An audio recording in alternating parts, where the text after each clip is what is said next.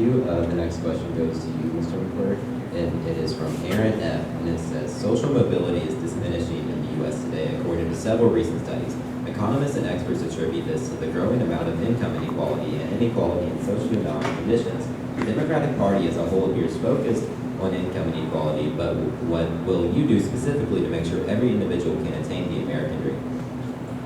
Well, firstly, I'm not going to lie to parents and claim I'm going to come in and make your American dream happen. Because as a congressman, I can't do that.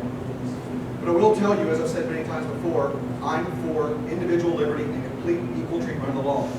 Right now, the social mobility issues we have stem directly from the wealthy and the powerful buying special access in Congress through lobbying. When we devolve the power the federal government has unconstitutionally seized back to the states and the people themselves, then we will be able to succeed on our own. When we remove the special exceptions in the laws, the loopholes, the advantages, the wealthy and powerful, the bailouts that occur to the rich, then the American dream will be restored. It will occur. You can choose to lead your life as you see fit. You can be successful however you want to be successful. But first, we have to drain the swamp in Washington. We have to restore our federal government to its Article 1, Section 8 boundaries.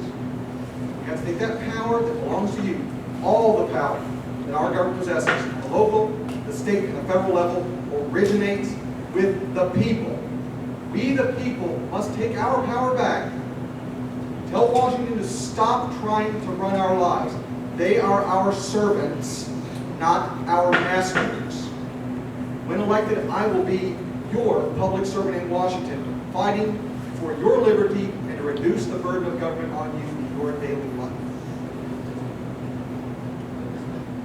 Thank you, Mrs. Yoder. We talk a lot about infrastructure investment, and I think when it comes to how do we address the income inequality in this country, there are many different solutions, but one I would get right to the heart of, and that is equal access to education. Making sure that we provide opportunities for continuing education, for college affordability, for vocational training.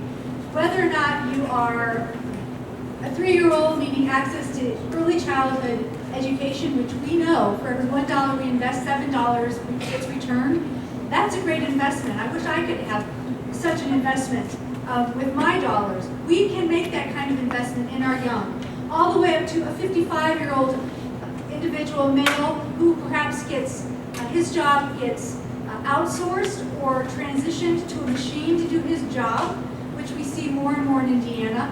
How will this individual go on to access continuing education to make sure that his skill set is relevant in today's workplace? One way that we can begin addressing this is making sure that all people have access to education and to be able, if they want to go to college, make sure that's available to them and it's affordable and they're not strapped with college debt when they come out, that when they're at a time when they should be launching their career in their young lives, they are wondering, how in the world am I going to ever pay back this debt? This is one way that we can begin addressing this income inequality along with so many others. Thank you, Mr. Gurn.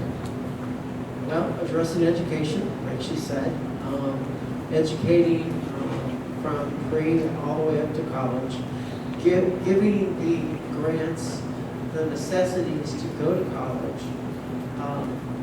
And from what I read in an article here in Jeffersonville, a mother had a concern about her child not being in the honor program, and because she wasn't in the honor program, she wasn't given the same educational rights. I'll make sure that that person's educational rights are the same. I think that everyone needs to be treated equally. It has to be equal for everybody, equal protection.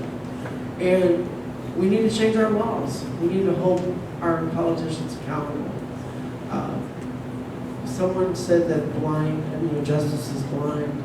Yeah, it is blind because it doesn't see the racial profiling, the things that go on in the schools, and whenever you go somewhere, you're racially profiled and racially profiled. I've been judged because when I was going to college for the first time, not able to get in, even though my scores were really good. So you have to look at issues that affect each and every one of us. And those are some of the